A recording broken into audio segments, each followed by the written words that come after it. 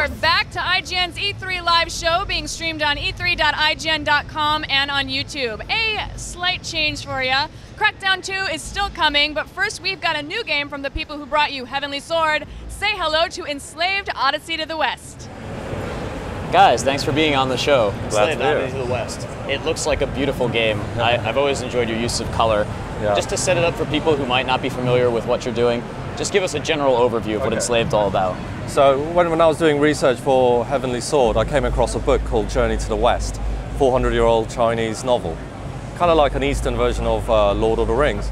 And I was really captivated by it. And it's been actually adapted into many mediums, so like Dragon Ball Z is based on it. Damon Albarn, Jamie Hewlett from Gorillas in an Opera a couple years ago. So we decided to do our own kind of interpretation. Only our game is set 150 years in the post-apocalyptic future. And the two principal characters are Monkey and Trip. Monkey's the character you play, real brute force guy, good with his, good at punching robots with his, and smashing them up with his telescopic staff. And Trip's not a physical character, but she's very tech savvy. And they're linked together through this slave headband that she's attached onto his head. And basically, he's got to do everything she says, just like any relationship, really. And if he doesn't, he can suffer pain. And what's more, if she dies, it's rigged to implode and kill him too. And the idea is she wants to get home, and she has no way to get home in this dangerous environment, so she needs a bodyguard, and that's why he's enslaved.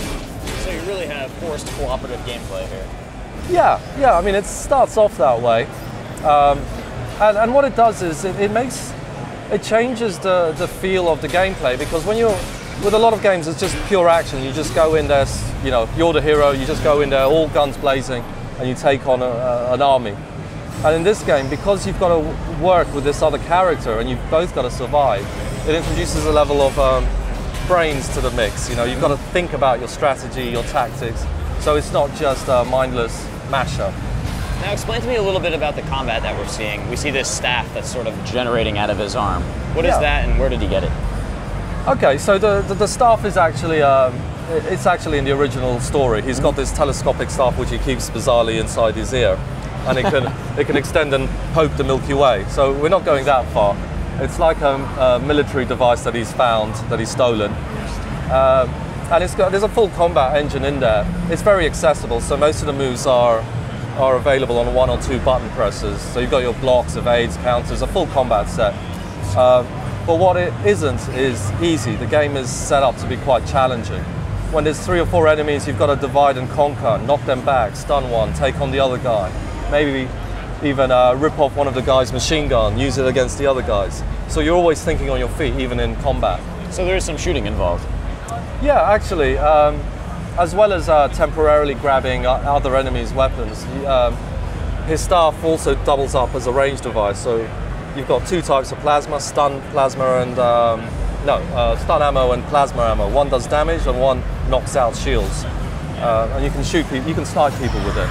Now explain to me what happens on the screen when we see the other character targeted, and you can see commands coming up. So Trip just got into danger. Generally speaking, she'll avoid conflict until it's safe, but in this case she had no choice, and she has basically a panic device. It's an EMP blast which, when she triggers, it'll stun enemies for about 10 seconds, and you've got that amount of time to rescue her, and if you don't do it, they'll probably kill her. And when she goes, you go. You go, yes. Exactly. So aside from the combat, are there any puzzle elements to this game? It looks like the environments are quite big. It looks like sort of you're in the ruins right now. Yeah, so after Heavenly Sword, we wanted to make a much more rounded game. So there's equal parts combat, platforming, and puzzle solving, and we mix it in all kinds of different ways. And it's always involving Trip in some manner. Cool. Well, the game looks beautiful. I'm really excited to play it. Thanks for being on the show and giving us a look at it. Thank you. Back to you, Jess. Thanks for that sneak peek, guys. We've got one more to go. Stay right there. Crackdown 2 is coming right at you.